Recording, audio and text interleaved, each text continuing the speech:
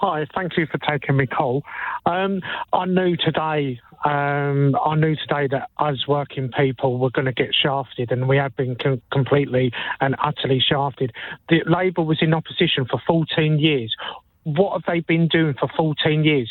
You can't turn around and tell me where they've been elected that they did not know potentially what they were taking on. Of course they did. They turned around and said that there was a 22 billion deficit. Today, we working class people have been hit with a bill of 40 billion.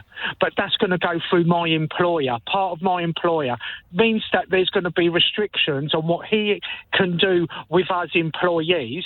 I'm not going to get a wage increase. I was hoping to get a Christmas bonus this year. Looks like that's going to be going straight out the window because this is going to come into effect straight away. And I think they're absolutely deluded. They think that us working class people are absolutely born stupid. We haven't got an ounce of intelligence as to what's going on with our country. And yet again, pardon the pun of my language, we've been shafted. Yet again, the working class people. But I'm so angry that Labour has shown their true colours, that they don't care about nothing. Why didn't they go after all the toffs that are not paying their corporate tax? What about the DOMs that sort of like set up businesses over here and have or head office over here, and their businesses is somewhere else in the world? But we won't go after them because you know what? This country needs more business. How are we attracting more business when they're not even being paying? It's wrong. It's absolutely wrong what these politicians, every single one of those politicians, Conservatives, Labour and all of them, they're all a pile of, I'll hold what I want to say. Well saved, Seamus, well saved. They're no good. They're absolutely no good, and I'm shocked that Labour has shown its true colours. I will never, as long as I'm 56, I've paid my taxes ever since I was 16 years of age. I will never, ever vote for one of these so good people for the rest of my life. You've saved yourself twice. I suspect on the third time you might not save yourself, so we'll end it there. Thank you very much indeed, Seamus. Very passionate call. Hello, Ian. I'd like to pick you up on your rhetoric and ask you if you're proud of it. I think you probably are. £40 billion from our collective pocket. What's this collective pocket that you're talking about? A collective pocket? Well, You've got your pocket, I've got my pocket. I've got my pocket. No, this is nonsense. You've managed to convince Seamus.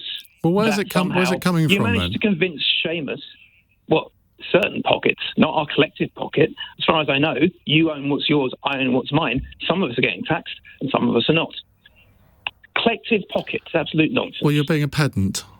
I'm not being a pedant. You're. Well, they're raising 40 billion pounds. Where's it coming from? It's a minor detail, not a collective pocket. A minor detail where 40 billion pounds is coming from. Don't make me laugh. No. The minor detail that it's not coming out of everybody's pocket, it's coming out of selected pockets. That's the point. You convinced Seamus successfully.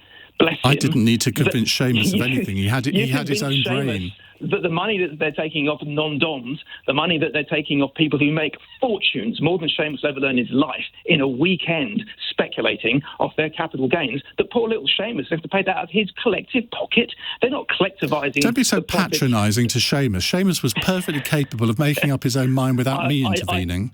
I think you're very proud of shilling for the super rich. Yeah, right. I'm very proud. You seem to know an awful lot about how my brain works. Well, your brain doesn't work very well if you think that our money in this country is collectively owned, because it certainly isn't, and you know that as well as I do. I didn't say it was collectively owned. I said it's being raised from taxpayers, it's being raised from businesses, and if you think that taking £15 billion out of UK businesses through national insurance rises isn't going to affect ordinary working people, then you're deranged. No, I'm not deranged. I know something about economics myself. But 15 billion. Well, you're hiding it well. I thought it was 40 billion a minute ago, Ian. And you know a lot about. No, 40 billion in tax. 40 billion in tax rises and 15 billion of national insurance rises from people who can afford it a lot better than Seamus. Most of it. You think that small businesses can afford that kind of level of tax rise? Do you without any impact on people's wages or ability to buy things in shops? You're falling over yourself, Ian. Small businesses have been given an increase in their tax-free national insurance break, haven't they? They've got to give an extra allowance, so they can actually employ more people now without paying employees national insurance. You have a very warped understanding of economics, I'm afraid, Frank. But there we go. You've got to listen to the budget that Iain, listen to the budget that you're reporting on. They increased the allowance. I listened to every single word of it. Well, then what did they say about the allowance going up so that for very small micro businesses that is true, but if you're somebody who say has a turnover of 300,000 or 400,000, you employ 10-15 people, you are going to be affected by this. Am I not right?